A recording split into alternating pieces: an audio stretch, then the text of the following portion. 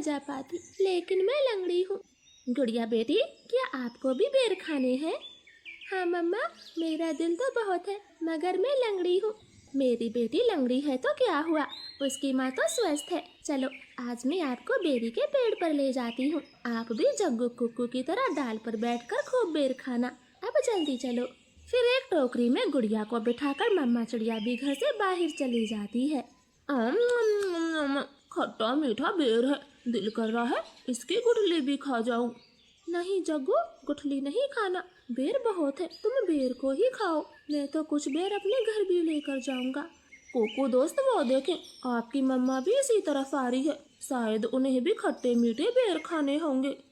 फिर मम्मा चिड़िया गुड़िया के साथ पेड़ पर बैठ जाती है। गुड़िया तो कई महीनों के बाद घर से बाहर आई थी, वो बहुत खुश होती है।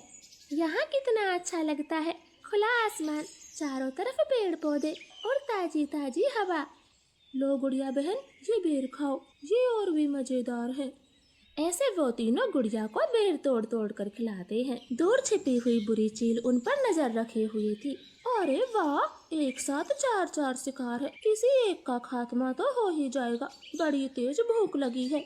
फिर वो बुरी चील धीरे धीरे बेरी के पेड़ तक पहुंच जाती है और एकदम से उन्हें घेर लेती। जग्गू और कुक्कू तो डर के मारे मम्मा चिड़िया के पीछे छिप जाते हैं।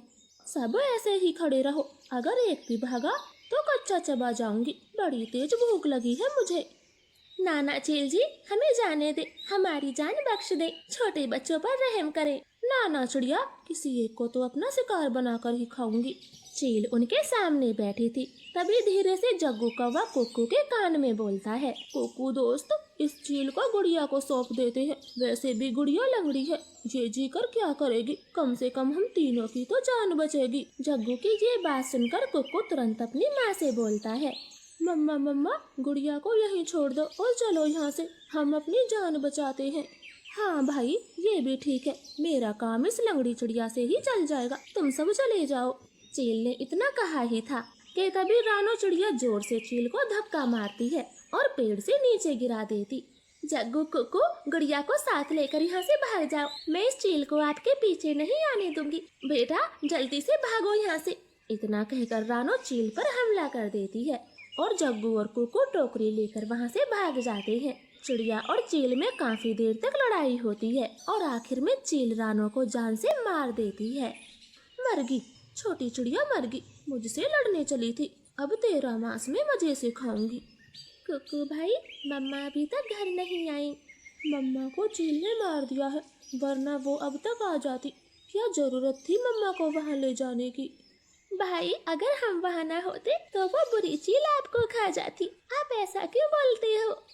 नहीं, हम चील के हाथ कभी ना आते, वो तो तुम साथ में थी, इसलिए मम्मा ने चील से लड़ाई करने की सोची। तुम लंगड़ी थी ना, माँ को तेरी वजह से मरना पड़ा, अब तू ही माँ की हत्यारन है, समझी? ऐसे कुक्कू तो गुड़िया को ही दोषी ठहराता है। अब गुड़िया का ध्यान रखने वाला कोई नहीं था।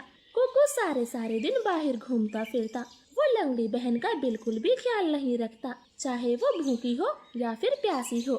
भाई, सुबह से रात हो गई है, आप मेरे लिए कुछ खाने को नहीं लाए?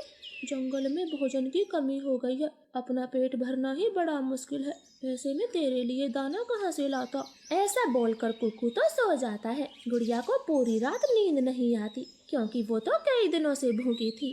मम्मा मम्मा, अगर आज आप जिंदा होती तो मेरा कितना ख्याल रखती, अब तो मुझे भी भूखा सोना पड़ता है, मैं क्या